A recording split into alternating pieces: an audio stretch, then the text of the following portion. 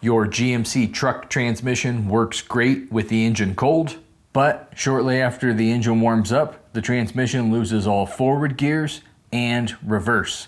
Chances are your truck is equipped with the GM4L60E automatic transmission.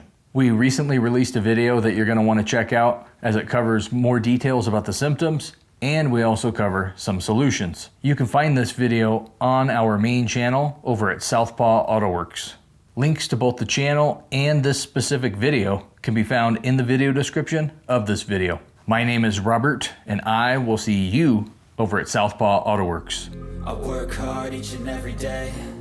I get lost in the words I say. I don't push pause, no I push play. I won't stop till I hear him say